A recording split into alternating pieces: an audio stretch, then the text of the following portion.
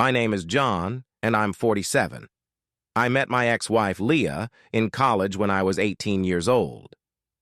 This story also involves my former best friend, Kevin. Kevin and I had been best friends since elementary school, and I considered him to be a brother. Leah came from the same hometown where Kevin and I grew up, but we didn't meet her until we were in college. Kevin, Leah, and I had some of the same classes, so we would study together, and eventually we started doing everything together. We studied, watched movies, and went to parties. The Three Musketeers. We were inseparable during our freshman and sophomore years at school, but only as friends, even though Kevin and I wanted more than just a friendship with Leah. Kevin was always much more successful with dating than I was, but Leah seemed to rebuff all his subtle and not-so-subtle advances. I just didn't want to risk our friendship by coming on to her, so I avoided the topic completely. Kevin and I seemed condemned to remain just Leah's friends. As time went on, Kevin and I both dated other girls. The girls I dated never seemed to measure up to Leah. Admittedly, I put her on a pedestal, so they always seemed poor second. I thought Leah was everything I wanted. Leah also dated during this time, but the guys never lasted very long. She was always back hanging out with Kevin and me. Our friendship continued. This all changed at the beginning of our junior year. I was walking Leah to her dorm after she and I spent some time with friends at a bar. Kevin had a date, so he wasn't with us. We had too much to drink and got into a heated argument. I don't remember what we were arguing about, but I do remember watching her look at me angrily while we fought. She was so beautiful and I was a little drunk, so I somehow got the nerve to take her hand, pull her towards me, and kiss her. To my astonishment and great joy, she kissed me back. We stopped for a second, looked at each other, and kissed again. The kiss seemed to last forever. When we finally separated, Leah said, "I've been waiting for over 2 years for you to do that." We were together as a couple after that and throughout college. Kevin was probably a little jealous because I finally bested him in the girlfriend competition, but he seemed happy for both of us. I remember telling him that the best man won, and he just smirked. Although Leah and I were now a couple, the three of us continued to hang out. When we graduated, Leah attended nursing school for 2 years. I went home and joined my parents in the property management company that they owned, and Kevin also returned to our hometown and got a job with the city government. During those 2 years when Leah was in nursing school, we would see each other almost every weekend since she was only 30 minutes away. We still spent some time hanging out with Kevin, but most of the time Leah and I were together in bed. After nursing school, Leah moved back home and became a pediatric nurse at our local hospital. She loved her job and loved working with children. Eventually, we started living together. After a year we got married. Kevin was my best man. I had never been so happy. Shortly after our wedding, Leah and I started talking about having children, something we both wanted. After months of trying with no success, we decided to find out what was wrong. It turned out that I'm infertile and won't be able to father any children. We were both devastated by this, but we started looking into alternative options like adoption and artificial insemination. She said she really wanted the experience of pregnancy and childbirth, so we decided on artificial insemination. Coincidentally, during this time, I bumped into Simon, a guy who Kevin and I were friends with back in high school. I hadn't seen him in over a decade, so we exchanged pleasantries and got caught up on each other's lives. He told me he recently saw Kevin outside a motel kissing a good-looking woman, so didn't want to interrupt. I didn't realize Kevin was seeing anyone, so I asked, "I wonder if I know who it is. Did you recognize her?" "No, I've never seen her before. She was wearing a nurse's uniform, though." "Really? Was she about his height?" "Yeah, if not just a little shorter." "Brunette?" "Yup." "Ponytail?" Patrick thought for a moment. "Yeah, I think so, actually. Do you know her?" "I might." Patrick was describing my wife. The description fits Leah perfectly. The hair color, height, everything down to her nursing uniform. Leah always wore her hair in a ponytail when she was at work to keep it out of her face, so I asked him if the woman had a ponytail, and he thought for a second and said yes and asked if I knew her, and I said I might. Now, it could have been someone else, but my gut told me it wasn't. Anyways, it was great seeing you. We should grab a drink soon. Sounds like a plan. Have a good one. I went home and waited for my wife. When Leah got home from work that night, I asked her point blank, "Are you cheating on me with Kevin?" If she was cheating on me with Kevin. She turned pale but adamantly told me, "What? That's such a crazy idea. First of all, I would never cheat on you, and second, why would I cheat on you with Kevin? I saw an old friend today. He told me he saw Kevin making out with some at lunchtime, which fits your description perfectly. He must have been mistaken. What is the chance that Kevin knows someone else that looks exactly like you that works at a hospital?" I knew it was her. "Listen, our marriage is over right now unless you tell me the truth." She started sobbing and looked away. "Fine. I have been seeing Kevin, but I love you.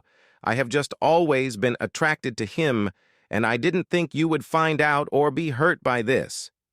I still can't believe she said she loves me, but has always been attracted to Kevin. She told me that she would end it with him right away and that she wanted to be with me and remain married. It was a mistake, and I'll never do it again. I'll never talk to Kevin again. If you just forgive me, I'll be the best wife a man could have from now on, she pleaded. It was so pitiful. I asked if they hooked up in college, something I always suspected but didn't want to believe. She said yes, they would occasionally sleep together, but that ended when we got together. She ended it with him because she wanted to be with me. I told her to get out. I told her to pack some clothes and get out. I didn't want to spend another minute with her. We are done. She started sobbing uncontrollably, and I just watched her. After I repeatedly told her that I want her out of my life and I would never forgive her, she went to pack up and left. I was now left alone, wondering how the woman I loved so much and my best friend could betray me like that. Kevin called repeatedly, but I never answered. He just kept leaving voicemails apologizing for everything. To this day, I still haven't spoken to Kevin since this. As the days passed, I began to miss my wife, and I thought I still loved her. Developing a high level of attachment to someone that is such a large part of your life is inevitable. You go through a withdrawal and just need time to recover. 4 days later, there was a knock at the door, and of course it was Leah, her bag in hand, looking at me pleadingly. I immediately closed the door in her face, and she started crying, so loudly I could hear her through the door. I yelled at her to leave, but she continued crying at my doorstep. I thought about calling the cops, but I didn't think they would do anything. After 10 minutes of this, I opened the door and told her she was embarrassing herself and the neighbors might call the police, but she just continued standing there, crying her eyes out. I shut the door again, but after another 40 minutes or so, listening to her crying outside my front door, I opened it and told her to come in. I thought I could convince her to leave, but as soon as she came inside, she grabbed me. I told her to let go of me and leave me alone, but she said she'd never let me go and she couldn't live without me. I pried her off me and she collapsed on the floor, still sobbing. I asked her where she'd been for the last 4 days. She was so relieved I was talking to her. She almost smiled but caught herself. She said she went to Kevin's place and stayed there because she couldn't face her parents and tell them I threw her out because she'd been unfaithful. They would have thrown her out too. She said she slept on the couch and wouldn't let Kevin touch her the whole time.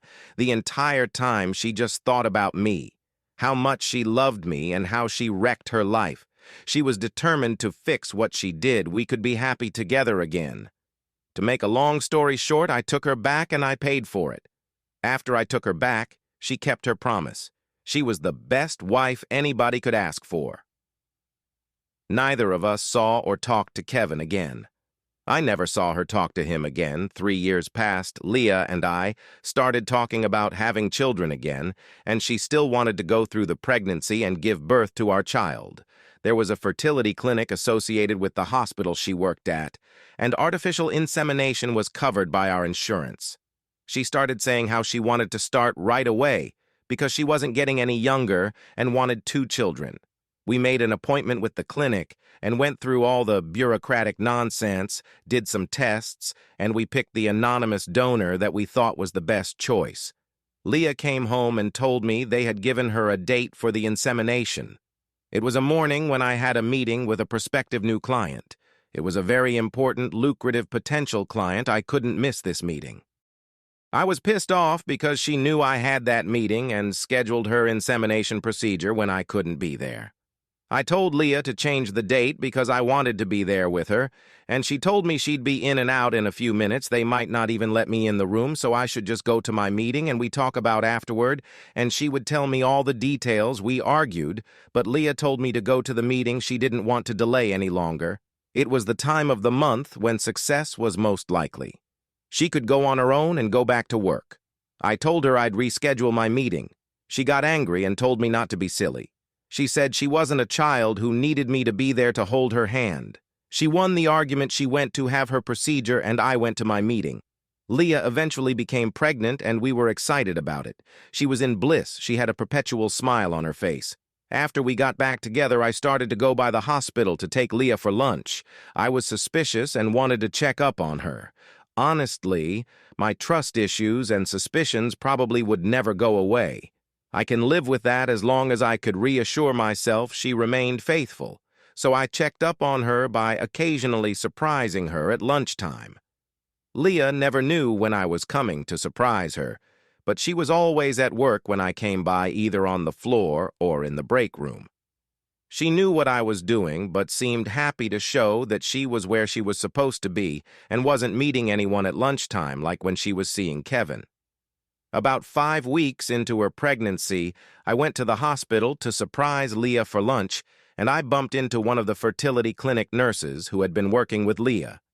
She congratulated me on our pregnancy and asked how Leah and I were doing. I told her everything looked good, and we were both happy and couldn't wait for the baby to arrive, and I thanked her for all her hard work. She smiled and said it was great to see a real miracle baby. I asked her what she meant by that, and she said, "It's a miracle because Leah found out that she was pregnant right before scheduling the insemination procedure. That has never happened before." To her, it had to be a miracle, because what other explanation could there be? The nurse left and said she guessed my sperm got there after all, and we found out that we were pregnant at the perfect timing. I asked if she was confusing us with another couple. She looked puzzled. Maybe she said something wrong? She said no. She didn't have any other couples who got pregnant on their own just before the wife was to be inseminated, so there was no way she was confusing us with anyone else. I was dumbfounded. I thanked her and said goodbye. I wanted to confront Leah immediately, but really couldn't do it when she was at work because I'd likely be thrown out or even arrested. I went home. No lunch with Leah today. I drove home, and I tried to figure out a way to know for sure if the clinic inseminated Leah. It dawned on me that our insurance company would have a record of our insemination since they would have to pay for it. I could just look online at our recent insurance history. When I got home, I looked at the insurance company's website. They listed our visits to the clinic, the tests Leah had, the sonograms, and the meetings with her OB-GYN after she became pregnant. No insemination procedures were listed. Leah got pregnant without being artificially inseminated. I was growing increasingly angry, waiting for Leah to arrive. By the time Leah got home, I was beside myself with rage, but I had to control my anger to get the truth out of her. It was simply too much, and hiding my anger didn't work. When she arrived home, I told her to sit down. She smiled and started telling me about the day she had. She scheduled a sonogram for next Tuesday at 11 a.m. and asked if I could come. I ignored her question and asked, "Who is the father?" The color once again left her face, and she looked at me trying to gauge how serious this was. "You know that the donor was anonymous?" she replied. I could tell that her eyes were examining mine to figure out what my real intention was. "Who is the father?" I repeated louder. "This is stupid. I'm going to start dinner." She got up. I yelled at her to sit down. The gravity of the situation started to weigh on her, and a look of terror crept across her face. "I know you weren't inseminated by the clinic," Of course I was. This was the only way I could have gotten pregnant. Don't lie to me. You did it the old-fashioned way. I went on the insurance website and it was the only expense missing. So just tell me who is the father. Leah broke down in tears and began wailing repeatedly. I'm so sorry. I'm sorry. Burying her face in her hands. I stood there and waited. When she finally calmed down, she told me her story. I bumped into Kevin a few weeks ago at the hospital. He was there to do some blood work for his annual physical. We spent a few minutes catching up and said our goodbyes. She paused for a moment. John, I didn't want an anonymous donor to be the father of my baby, so I checked Kevin's medical records and he was healthy. He has no family history of disease. I thought if you didn't know, then it would just be another way for me to get inseminated. Once I found out I was pregnant, I told Kevin we were done. Kevin doesn't even know he's the father. I didn't believe any of this. She was back to seeing Kevin and decided to get pregnant by him. Going to the clinic was just a cover for her cheating and getting pregnant by him. When did you even find the time to meet up with him? You were always there when I visited. The double shifts I was working to extend my maternity leave. I didn't always have a scheduled shift, and I would meet up with him. I breathed deeply, trying to calm the whirlwind of emotions building up in me. I want a divorce. From now on, we're only communicating through lawyers. She tried the same trying tactics on me, but by this point, I was immune. We can't divorce, she cried.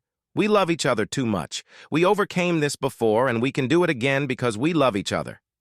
After an hour of me repeating, I want a divorce, and I never want to see you again, she finally left.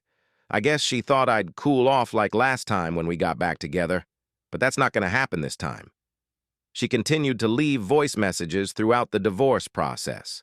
Shortly after I threw her out, she left me a voice message saying that the only thing she wanted more than the baby was me, and that it's not too late to abort the pregnancy, and should we do that? If it would, I would take her back. I ignored all her messages. We were divorced a little over a year after that. Thank the Lord I haven't seen her again since. My attorney told me that she was going after Kevin for child support, but he was refusing to give her anything.